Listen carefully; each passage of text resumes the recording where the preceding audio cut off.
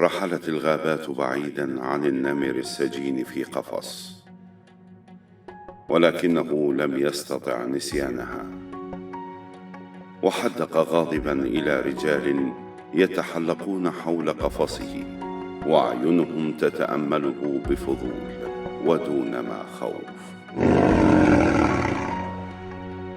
وكان أحدهم يتكلم بصوت هادئ ذي نبرة آمرة: إذا أردتم حقا أن تتعلموا مهنتي، مهنة الترويض، عليكم ألا تنسوا في أي لحظة أن معدة خصمكم هدفكم الأول، وسترون أنها مهنة صعبة وسهلة في آن واحد.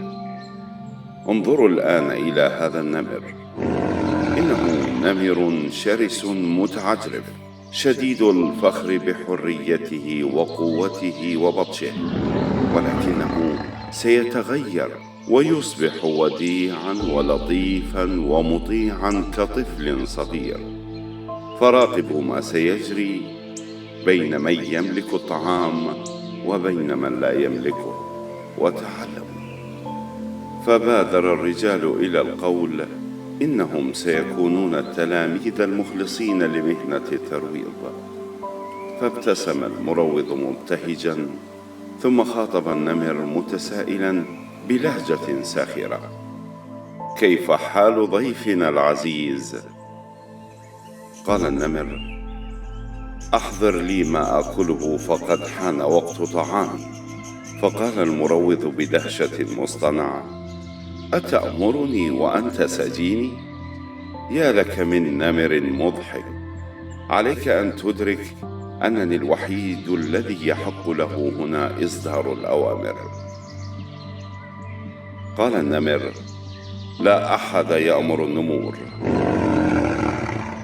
قال المروض: ولكنك الآن لست نمرا، أنت في الغابات نمر، أما وقد صرت في القفص فأنت الآن مجرد عبد تمتثل للأوامر وتفعل ما أشاء.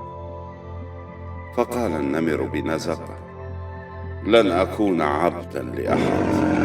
قال المروض: أنت مرغم على إطاعتي، لأنني أنا الذي أملك الطعام. فقال النمر: لا أريد طعامك. قال المروض: إذن جع كما تشاء، فلن أرغمك على فعل ما لا ترغب فيه. وقال المروض: سترون كيف سيتبدل، فالرأس المرفوع لا يشبع معدة جائعة.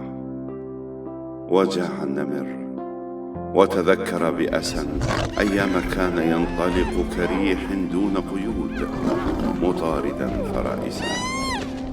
وفي اليوم الثاني أحاط المروض وتلاميذه بقفص النمر، وقال المروض: ألست جائعا؟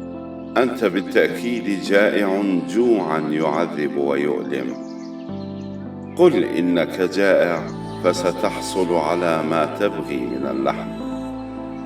ظل النمر ساكتا، فقال له المروض: افعل ما أقول ولا تكن أحمق، اعترف بأنك جائع فتشبع فورا. قال النمر: أنا جائع. فضحك المروض وقال لتلاميذه: ها هو ذا قد سقط في فخ لن ينجو منه. وأصدر أوامره، فظفر النمر بلحم كثير. وفي اليوم الثالث قال المروض للنمر: إذا أردت اليوم أن تنال طعاما نفذ ما سأطلب منك. فقال النمر: لن أطيعك. قال المروض: لا تكن متسرعا، فطلبي بسيط جدا. إنك الآن تحوس في قفصك، وحين أقول لك قف فعليك أن تقف. قال النمر لنفسه: إنه فعلا طلب تافه، ولا يستحق أن أكون عنيدا وأجوع. وصاح المروض بلهجة قاسية آمرة: قف! فتجمد النمر من فوره. وقال المروض بصوت مرح: أحسنت. فسر النمر وأكل بنهم، بينما كان المروض يقول لتلاميذه: سيصبح بعد أيام نمرا من ورق. وفي اليوم الرابع قال النمر للمروض: أنا جائع، فاطلب مني أن أقف. فقال المروض لتلاميذه: ها هو قد بدأ يحب أوامري. ثم تابع موجها كلامه إلى النمر: لن تأكل اليوم إلا إذا قلدت مواء القطط. فكظم النمر غيظه وقال لنفسه: سأتسلى إذا قلدت مواء القطط. وقلد مواء القطط، فعبس المروض وقال باستنكار: تقليدك فاشل، هل تعد الزمجرة مواء؟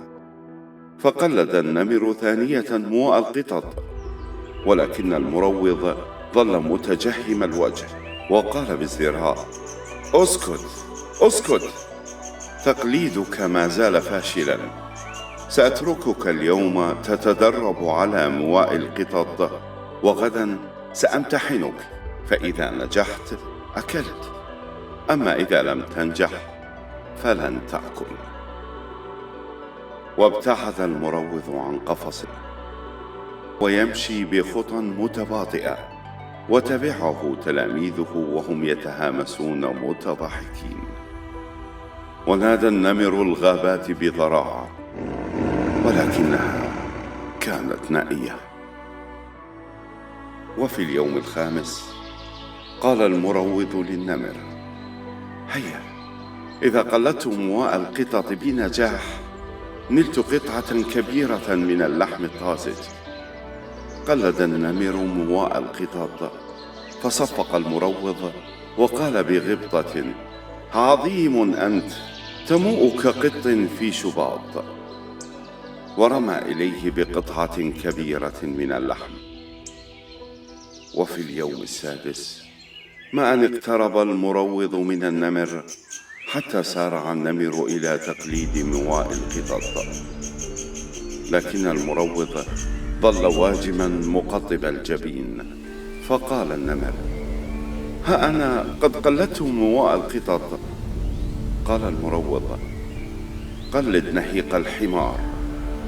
قال النمر باستياء: أنا النمر الذي تخشاه حيوانات الغابة، أقلد الحمار، سأموت ولن أنفذ طلبك. فابتعد المروض عن قفص النمر دون أن يتفوه بكلمة. وفي اليوم السابع أقبل المروض نحو قفص النمر باسم الوجه وديعا، وقال للنمر: ألا تريد أن تأكل؟ قال النمر: أريد أن آكل. قال المروض: اللحم الذي ستأكله له ثمن، انهق كالحمار تحصل على الطعام. فحاول النمر أن يتذكر الغابات، فأخفق واندفع ينهق مغمض العينين. فقال المروض: نهيقك ليس ناجحا، ولكنني سأعطيك قطعة من اللحم إشفاقا عليك. وفي اليوم الثامن قال المروض للنمر: سألقي مطلع خطبة، وحين سأنتهي صفق إعجابا. قال النمر: سأصفق. فابتدأ المروض إلقاء خطبته، فقال: أيها المواطنون، سبق لنا في مناسبات عديدة أن أوضحنا موقفنا من كل القضايا المصيرية، وهذا الموقف الحازم الصريح لن يتبدل مهما تآمرت القوى المعادية، وبالإيمان سننتصر. قال النمر: لم أفهم ما قلت. قال المروض: عليك أن تعجب بكل ما أقول، وأن تصفق إعجابا به. قال النمر: سامحني، أنا جاهل أمي، وكلامك رائع وسأصفق كما تبغي. وصفق النمر. فقال المروض: أنا لا أحب النفاق والمنافقين، ستحرم اليوم من الطعام عقابا لك. وفي اليوم التاسع جاء المروض حاملا حزمة من الحشائش، وألقى بها للنمر وقال: كل. قال النمر: ما هذا؟ أنا من آكلي اللحوم. قال المروض: منذ اليوم لن تأكل سوى الحشائش. ولما اشتد جوع النمر حاول أن يأكل الحشائش، فصدمه طعمها وابتعد عنها مشمئزا، ولكنه عاد إليها ثانية وابتدأ يستسيغ طعمها رويدا رويدا.